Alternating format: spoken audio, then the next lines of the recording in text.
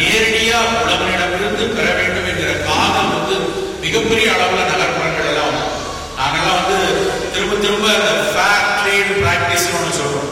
Label எல்லாம் அடிக்க சொல்றோம். நீங்க கூட யோசிக்கலாம். FTP அப்படின்னு அடிச்சிருந்தாலே அந்த பொருளுக்கான விலை அதிகம். விலை கூட கொடுத்து வாங்க. இந்த FTP உங்களை பார்க்கும்போது FTP மாதிரி தான் தெரியும். FTPனா ஃபேர் ட்ரேட் பிராக்டிஸ். அதாவது உற்பத்தி செய்யறவங்களுக்கும் கடைசியா அதை நுகர்வோருக்கும் அதனுடைய விலையினுடைய அதனுடைய லாபம் முழுமையாக பங்கிடப்பட்டு கொடுக்கிறது. என்ன பொருள் உற்பத்தி செய்யப்பட்டு வருதோ அது கடைசியா ஒருவருக்கு கொடுக்கிற வரைக்கும் 10% ஒரு 60% கூடியிருக்குன்னா அந்த அத்தனை பேருக்கும் அதனுடைய பங்குகள் சரியா இருக்கும். அதுதான் ஃபேர் ட்ரேட் பிராக்டிஸ். நான் பார்த்துருக்கேன் சுவிட்சர்லாந்து எல்லாம் சாக்லேட்ல மட்டும் போடலாம் FTPனா 50 பைசா விலை கூட இருக்கும். ஏன்னா அதுல அந்த பொருள் முழுமையாக அந்த லாபம் எல்லோருக்கும் பகிர்ந்து கொடுக்கப்படுகிறது. நான் தடவை கமிஷனர் எல்லாம் சொன்னேன், அப்படிலாம் ஒரு பிராக்டிஸை உருவாக்குங்க சார், அப்படிலாம் ஒரு சர்டிபிகேட் கொண்டு வாங்க. அந்த சர்டிபிகேட் எவ்வளவு இருந்ததுன்னா அது ஒவ்வொருக்கு இது நல்ல பொருள் தெரியும். அதோட இதனுடைய பயன் அந்த உழவருக்கு போய் சேரும் என்கிற உறுதி நமக்கு கிடைக்கும். அப்படி நாம் பொருட்களை உருவாக்கும். நண்பர்களே, கரோனாவினுடைய கடைசி காலம் கண்டிப்பா ஏதோ ஒரு வகையில நம்ம இதுல இருந்து வெளியே போயிடுவோம். அது நம்மளுடைய ரியல் கார்டு இம்யூனிட்டியா இருக்கட்டும், இல்ல வேக்சின் நிச்சயமா இதை கடந்து போயிடுவோங்கிறதுல எந்த விதமான சந்தேகமும் இல்லை. நான் வர இருக்கிற காலத்துல கரோனாவுக்கு பிந்தைய காலத்திலையும் இது மாதிரி அச்சுறுத்தல்கள் இருந்து கொண்டேதான் இருக்கு. நம்முடைய அடுத்த தலைமுறை அந்த நோய் கூட்டத்தில் போய் இருக்கக்கூடாது. இன்னொரு 100 வருஷம் கழிச்சு வந்தாலும் சரி, அடுத்த 5 வருடத்துக்கு வந்தாலும் சரி, அதற்கு எதிரான நோய் எதிர்பார்த்தலை நாம் பெற வேண்டும் என்றால் நம் அக்கறை நம் உணவின் மீது துவங்க வேண்டும். இந்த சூழலை மிகச்சிறப்பாக வைத்துக் கொள்ளக்கூடிய புரிதல். அதாவது இப்ப என்ன சொல்லிட்டாங்கன்னா ஒன் ஹெல்த் அப்படின்னா, முன்னாடி ஹெல்த் அப்படின்னா நான் நல்லா இருக்கணும், என் மனம் நல்லா இருக்கணும், என் உடல் நல்லா இருக்கணும், என்னுடைய மைண்ட் நல்லா இருக்கணும் மட்டும்தான் ஹோலிஸ்டிக் ஹெல்த் இருந்துச்சு. எப்படி நான் நல்லா இருக்கணும், என் மனம் நல்லா இருக்கணும். இப்ப அது மாறிடுச்சு. நான் நல்லா இருக்கணும், இந்த மண் நல்லா இருக்கணும், அது கீழே இருக்க மண்புழு நல்லா இருக்கணும், அதுல இருக்க குருவி நல்லா இருக்கணும், அதுக்கு மேல வானத்துல பார்க்கக்கூடிய பறவை நல்லா இருக்கணும். எல்லாம் நல்லா இருந்தா தான் நானும் நல்லா இருக்கேன். இதுல மண்புழு நல்லா இல்லைன்னா நான் நல்லா இருக்க மாட்டேன். இந்த வானத்துல பார்க்கிற பறவை நல்லா இல்லைன்னா நான் நல்லா இருக்க மாட்டேன். அதுதான் ஒன் ஹெல்த் அப்படிங்கிற ஒரு சொல்லை கொண்டு வந்துட்டார். இப்போ ஒன் ஹெல்த்துக்கான தேடல்கள் உலகம் முழுக்க பிடிக்கும். எந்த உணவும் இது ஒன் ஹெல்த் விஷயத்துல இருக்கா அப்படின்னு பார்க்கக்கூடிய பார்வை கூடியது. கண்டிப்பா அப்படி உழைப்பவர்களுடைய வளம் நல்லா. நம்ம ஒரு profit is not a dirty word. வணிகம்ங்கிறதுல லாபம் தான் அடிப்படையான விஷயம். அந்த லாபம் அறம் சார்ந்தும் பரவலாக்கப்பட்டும் எல்லோருக்கும் நல்லதான ஒரு விஷயமா வளர்ந்துச்சுன்னா அதுதான் என்னுடைய அடுத்த தலைமுறைக்கு நாம் முடிச்செல்லக்கூடிய மிக முக்கியமான விஷயமா இருக்கும். அதை நோக்கி அறம் சார்ந்த வணிகத்தை, அறம் சார்ந்த உழவை முன்னெடுப்போம். அனைவரும் ஆரோக்கியமாக வாழ்வோம் என்று கூறிக்கொண்டு வாய்ப்பளித்தமைக்கு நன்றி கூறி விடைபெறுகிறேன்.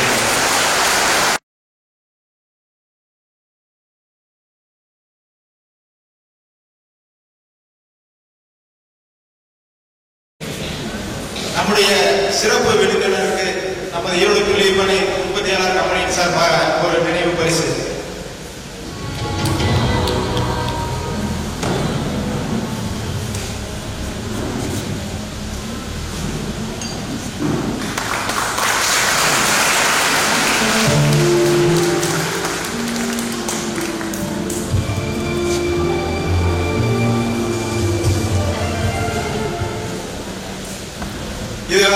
நம்முடைய உணவு பழக்க வழக்கத்தை பற்றி ஒரு முழுமையான உணவை பற்றி, அந்த உணவை நாம் எடுத்துக்கொள்வதை பற்றி ஒரு மிக அழகாக ஒரு அற்புதமாக ஒரு உரையை நம்மிடம் நிகழ்த்தி செய்திருக்கிறார் மருத்துவர் சிவராமன் ஐயா அவர்கள். அவர் நமது நெஞ்சார்ந்த நன்றியை தெரிவித்துக் கொண்டு நன்றி கூறி வருகிறோம். நன்றி.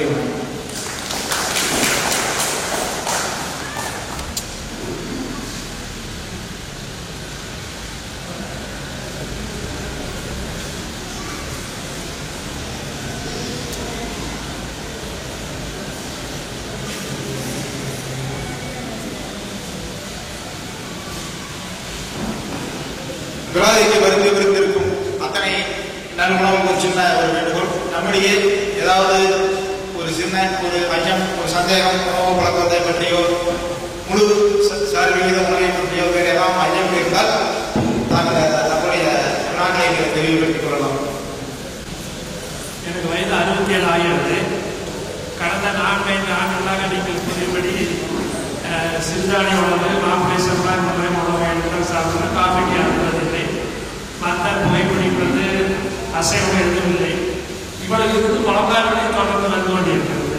இது உடலினுடைய நம்மளுடைய மூதாதையிலிருந்து வந்த ஒரு குறைபாடா அல்லது நம்மளுடைய உணவு பழக்கங்களில் 5-6 வருடங்களாக நல்ல முறையில் வைத்திருந்தும் தொந்தரவு வருவது என்ன காரணம்?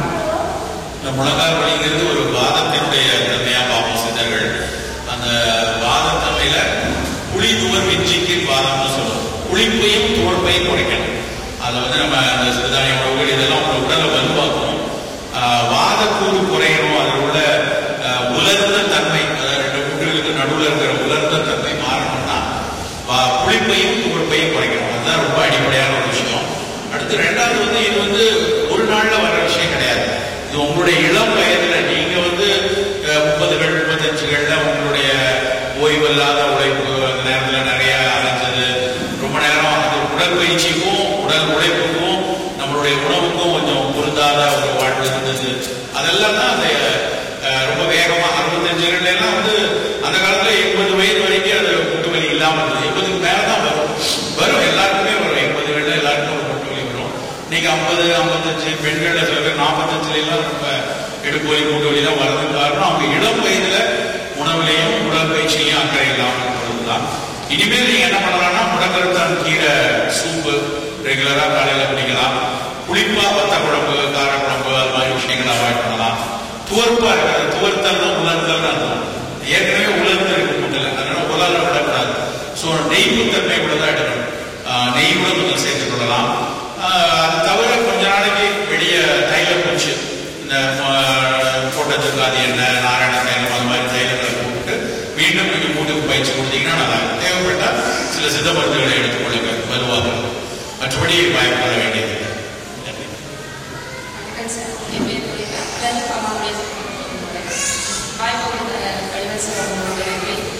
இப்போ இந்த நிறுவனத்தின் மூலமாகவும் நாங்கள் அதிகப்படியான சிறுதானிய மதிப்பு புரோட்டோகால்களுக்கு முக்கியத்துவம் கொடுத்துட்டு வரோம். இப்போ எங்கள் ஆஃபீஸ்லேயே ஒரு பையன் பார்த்தீங்கன்னா வாழைத்தார் வெட்டும்போது கை ஷோல்டர் வந்து பெயின் ஆயிடுச்சு. அது வந்து நாங்கள் முடிஞ்ச வரைக்கும் மெடிசன் இல்லாமல் நாங்கள் பரண்டை கொடுத்து தசைப்பிடிப்பு நல்லது அப்படின்னு சொன்னாங்க, சாப்பிட்றாங்க. அதனால அந்த பெயின் குறையில வந்து காணிக்கு கூட அது மாதிரி இருக்கும்போது என்ன மாதிரி மெடிசன் கொடுக்கலாம், என்ன பண்ணலாம் சார்? அந்த மாதிரி இருக்கும்போது மெயினாக வந்து அந்த தோல் மூட்டை இறங்கிருக்கலாம். இல்லை தோல் மூட்டில் ஒரு ஜவ்வு இருக்கு, மூட்டில் ஜவ்வு இருக்கிற மாதிரி லிகமெண்ட்னு சொல்லுவோம். அந்த லிகமெண்ட் சில நேரத்தில் வந்து பெஞ்சு போயிருக்கும், இல்லை நெஞ்சு போயிருக்கும். தைலங்களும் ரொம்ப எளிதான ஒரு விஷயம் என்னன்னா ஆவாரையும் வேலிப்படுத்தியும், ஆவாரையும் வேலிப்படுத்தி 10ன்னு சொல்லுவோம். ஆவாரப்பூ, வேலிப்படுத்தி இலை ரெண்டையும் உலர்த்தி பொடி பண்ணிட்டு முட்டை வெள்ளைக்கல்ல ஒரு ஸ்பூன் இந்த பொடியை கொஞ்சம் முட்டை வெள்ளைக்கல்ல கலந்துக்கலாம். முட்டை பயன்படுத்த மாட்டீங்கன்னா அரிசி கஞ்சியில் போட்டு 10 போடும். எக்ஸ்டர்னலாக அந்த முட்டை மேலே 10 போட்டுட்டு அதை வந்து விட்டேன்னா அது ஒரு தினம் இரவு அதை போட்டிங்கன்னா நல்லா லிகமெண்ட் வந்து பிரிஞ்சிருந்தாலும் பொருத்திடும். ஃபேசியா கொஞ்சம் இன்ஃப்ளேம் இருந்தாலும் எடுக்கும். அதை தாண்டி எக்ஸ்டர்னலாக போடுறதுக்கு இந்த நாராயண தைலம்னு சொல்லுவாங்க. அந்த தைலத்தை இதை 10 ஒரு வாரம் போட்டுட்டு நாராயண தைலத்தை வெளியே போட்டுட்டோம்னா மாறிடும். பயப்பட வேண்டாம். தொடர்ந்து பயிற்சியும் கொடுத்துட்டே இருக்கும். இந்த மாதிரி பவுலிங் பயிற்சி இப்போ வந்து முதல்ல 10 போட்டு தைலம் போடுற வரைக்கும் ஒன்றும் பண்ண வேண்டாம். அப்புறம் நல்லா சேர்ந்ததுக்கு அப்புறம் கையை நல்லா பயிற்சி. வாழ்கவளமுடன் ஐயா, வாழ்கவளமுடன். திருவிழாக்கு சொல்றோம் வந்து ஒருத்தர் வெந்த நீர் சாப்பிட்டா இருக்கிறாங்க, அப்புறம் தேன் சாப்பிட்டா இருக்கிறாங்க. எத்தனை நேரம் சாப்பிட்டா நல்லது? திருவிழாதி சூரணம் இரவுல தண்ணீர்ல இல்லைன்னா வெதுவெதுப்பான நீராகாரம் தேன்ல எடுக்கூடாது. ஒண்ணு வெந்நீர் இல்லைன்னா நீராகாரம், சீரக தண்ணி, அதுல இரவு மட்டும் எடுக்கணும்.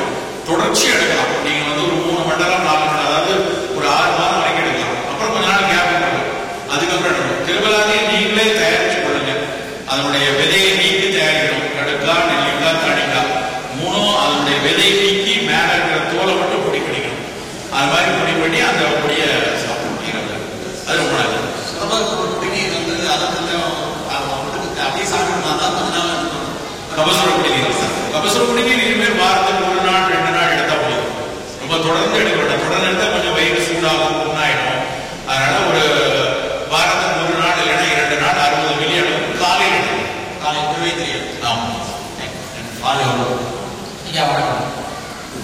இப்போ அந்த கொரோனா அச்சுறுத்தல்லைங்க நீராவி பிடிக்கிறது, ஆவி பிடிக்கிறது, அதை எத்தகைய பலனை மிகச்சிறப்பானது. ஏன்னா இந்த வைரஸே முதல்ல மூக்கு வழியாக வாய் வழியாக தான் போகுது. அந்த ஆவி பிடிக்கிறதுக்கு நம்ம கொஞ்சம் மஞ்சத்தூள் இல்லைன்னா அந்த நொச்சி இலை போட்டு அதை எடுத்தோம் அப்படின்னா நல்ல அந்த சுவாச மண்டலத்தினுடைய முதல் பகுதி இல்லையா, அப்பர் ரெஸ்பிரேட்டரி ட்ராக்ட், மூக்குல இருந்து நாசில இருந்து தொண்டை வரைக்கும். இப்ப இந்த கூட்டத்துக்கு வந்திருக்கவங்க கூட இரவுல எல்லாரும் போய் இன்னைக்கு வந்து ஒரு தடவை ஆவி பிடிச்சிருக்கு. நல்லா கை நம்ம திரும்ப திரும்ப சொல்றது, கைகளை நல்லா சானிடைஸ் பண்ணுறது, சோப்பு தண்ணி கழுவுறது, முகவுரை போடுறது, அப்புறம் வந்து இடைவெளி இருக்கிறது. இருந்தாலும் இங்க கொஞ்சம் கூட்டமா இருக்கும். நீங்க வந்து இரவு வீட்டுக்கு போன உடனே ஒரு 5 நிமிஷம் வேலை தினசரி பண்ணலாம். இன்னைக்கு கண்டிப்பா செய்து கொள்ளுங்க. நமக்கு தெரியாது இல்லையா, இப்ப இருக்கிறது தெரியாது. நல்ல ஆவி பிடித்தல்ங்கிறது ரொம்ப ரொம்ப முக்கியமானது. அதே மாதிரி மஞ்சள் திரியும் பிடிக்கலாம். கொம்பு மஞ்சள் இருக்கு இல்லைங்களா, அந்த மஞ்சளை கொஞ்சம் தீ வச்சுட்டு அந்த புகையை நல்லா மூக்கு வச்சு பிடிச்சிங்கனாலும் மஞ்சள் வந்து மிகப்பெரிய அளவில் இந்த வைரஸுக்கு பயன்படுதுன்னு கண்டுபிடிக்கிறாங்க. அதனால மஞ்சள் புகை ஆவி பிடிக்கிறது கண்டிப்பா செய்யணும். காய்கறி எது சாப்பிட சொன்னீங்க? மண்ணுக்கு அடியில் விளையிற காய்கறிகள் அதிகமாக சாப்பிடலாமா சாப்பிடலாம்? மண்ணுக்கு அடியில் விளையிற கருணை சாப்பிடலாம். கருணைகளுக்கு வந்து நிறைய ஃபைபர் உள்ளது. மற்றதுல வந்து உருளை வந்து ஒரு 45 வயசுக்கு மேல குறைச்சிறது நல்லது. நான் சின்ன குழந்தைகளுக்கு பிரச்சனை இல்லை. வயதானவர்களுக்கு மண்ணுக்கு அடியில் விளையிறதுல கருணை எடுத்துக்கொள்ளலாம். ஆங்கில காய்கறிகள கேரட் ஒன்றும் பிரச்சனை இல்லை, முள்ளங்கி பிரச்சனை இல்லை. பட் உருளைக்கிழங்கு, சேப்பங்கிழங்கு, சேனக்கிழங்கு, சேம்பு இதெல்லாம் வந்து கொஞ்சம் வாய்ப்பு உண்டாக்கக்கூடியது. ஸோ 45க்கு மேல கொஞ்சம் வாய்ப்பு வரக்கூடிய தன்மை அதிகமா இருக்குங்கிறதுனால அவர்களுக்கு அதிகம் கொடுக்க வேண்டாம். ஒருவேளை நெஞ்ச கரிக்கிற தன்மை, வயிற்று புண்கள், வாய்ப்பு தொந்தரவு அதெல்லாம் இருந்தால் பொதுவாகவே கிழங்குகள் வேண்டாம். அதுல தேரல் நோயணுகாவிதின்னு சிறு மருத்துவத்தில் இருக்கு. அதுல என்ன சொல்லுவோம்னா, மண்பரவு கிழங்குகளில் கருணையின்றி பிறப்பு செய்யும். அதான் அவருடைய விதியே. மண்பரவு கிழங்குகள்ல கருணையின்றி, கருணைனா கருணக்கிழங்கு, பிடிகருணை பாருங்க, அது பிடிகருணை தவிர மீதி எல்லாம் சாப்பிட வேண்டாங்கிறது நோயணுகா விதியிலேயே இருக்கு. அதனால அதை தவிர மற்றதாக வேண்டாம். ஐயா சோத்துக்கத்தலையோட நல்லா சொல்லுங்க. சோத்துக்கத்தலை ஒரு ரொம்ப குளிர்ச்சியான ஒரு தாவரம். எந்த ஒரு பொருள் வறண்ட நிலத்துல வளருதோ அது குளிர்ச்சியா இருக்கும் பொதுவாகவே. அது நல்ல ஒரு தண்ணி இல்லாத வறண்ட இடத்துல வளரக்கூடிய சோத்துக்கத்தாழை ரொம்ப நல்லது. நம்ம சோத்துக்கத்தாழை நல்ல தண்ணி ஊற்றி வளர்த்தோம்னா அதனுடைய பயன் வந்து குறைவா தான் இருக்கும். நல்ல ட்ரை லேண்ட்ல வளர்ந்தா அது நல்லது. அந்த கத்தாழைக்கு வந்து நிறைய பயன் இருக்கு. ரொம்ப குறிப்பா அதுக்கு என்ன பயன்னா, அதுக்கு இன்னொரு பேரே குமரி, பெண்களுக்கானதுங்கிறதுனால தான் அது குமரின்னு சொன்னாங்க. டிஸ்கனோரியான்னு சொல்லக்கூடிய மாதவிடாய் சமயத்தில் வர்ற வலி, அந்த 4 நாட்களுக்கு வந்து ரொம்ப வலிச்சு ரொம்ப இயல்பான வேலை செய்ய முடியாத அளவுக்கு இருக்க பெண்களுக்கு வந்து அந்த சோத்துக்கத்தாழை மணலை எடுத்து அந்த உள்ள இருக்கிற ஜெல் இருக்கு இல்லையா, அதை நல்லா கழுவி இருக்கும் தண்ணியில. அந்த பிசுபிசுப்பு தன்மை போய் தண்ணியில கழுவணும்னா நல்ல நொங்கு மாதிரி நொங்கு மாதிரி இருக்கும். அதை ஒரு 2 ஸ்பூன் அளவுக்கு காலையில வெறும் வயிற்றுல சாப்பிடலாம்.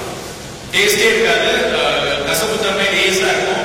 அந்த கழுவினோம்னா அந்த கசப்பு தன்மை நிறைய குறைஞ்சிடும். அந்த கத்தாழை அப்படியே சாப்பிடலாம். அதுலேயே லேகியமா கட்டிப்பெல்லாம் குமரி லேகியம், மாட்டுக்குமரி லேகியம்லாம் வருது, அது மாதிரி எடுத்துக்கொள்ளலாம். வயிற்று புண்கள் இருக்கவங்க, அல்சர், கேஸ்ட்ரைட்டிஸ் இருக்கிறவங்க, அவங்களுக்கும் சோத்துக்கத்தாழை நல்லது. சிறுநீர் எரிச்சல், யூரின்ல கல் இருக்கிறதுனாலயோ யூரினரி ட்ராக்ட் எரிச்சல் இருக்கவங்களுக்கும் கத்தாழை நல்லது.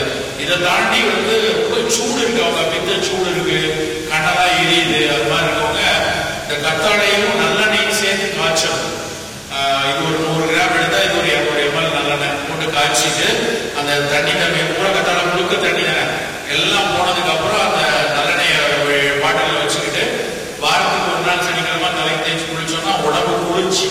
இப்போ வேண்டாம், ஜனவரி 15 தை பிறந்ததுக்கு அப்புறம் நீங்க தலை தேய்ச்சி குளிக்கிறதுக்கு அந்த அது பெரிய குமரி தைலம், அதையும் நம்ம பயன்படுத்திக்கலாம். ஐயா வணக்கங்க.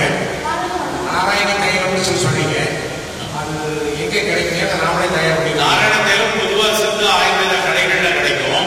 அது நிறைய மூலிகள் இருக்குது, 70-80 மூலிகள் இருக்கு. எல்லாம் வேர்கள்லாம் சேர்த்து பண்ணுவாங்க. நல்ல எஸ்கேஎம் சித்தமருத்துவமனையில் இருக்கும், எஸ்கேஎம் அவங்க தயாரிக்கிறாங்க, கோட்டக்கல்ல இருக்கு, ஆரிய வைத்தியசாலா இருக்கு. எல்லா நாட்டு மருந்து கடைகள்ல எல்லாம் சித்த ஆயுர்வேத கடைகள்ல கிடைக்கும். மகா நாராயண தைலம், வாத நாராயண தைலம், நாராயண தைலம்ன்ற பேர்ல இருக்கு.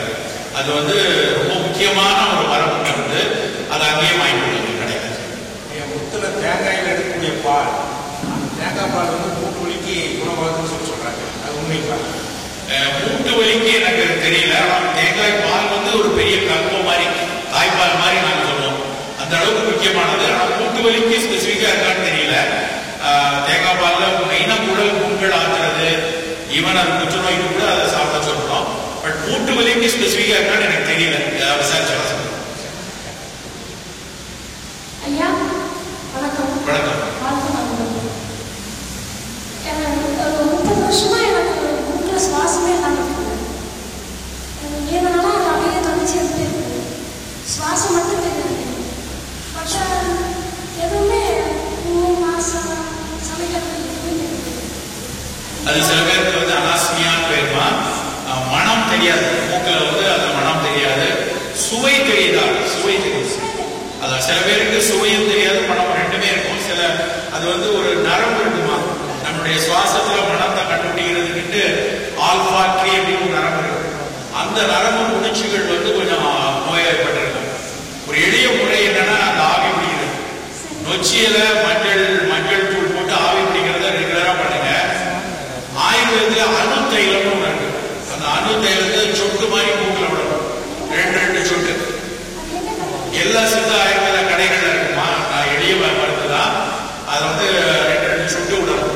அது விட்டோம்னா அந்த மூக்கில் இருக்கக்கூடிய அந்த நோய்வாய்ப்பட்டிருக்கிற நரம்புகள் திரும்ப முதலீடாகும். நிச்சயமா அந்த சுவை இது வந்து மனம் வர ஆரம்பிச்சோம். 2 மூக்கிலையும் படுங்க. இதை தாண்டி இந்த சுவாசத்துல நமக்கு மனம் தெரியல அப்படிங்கிறதுனால வேற ஏதாவது நோய் இருக்காங்கிறதையும் சோதிச்சுக்கணும். ஏன்னா இது வந்து ஒரு அறிகுறியா இருக்கு. ஈவன் கரோனா வைரஸ்ல கூட மனம் தெரியாம போறது முக்கியமான ஒரு அறிகுறி.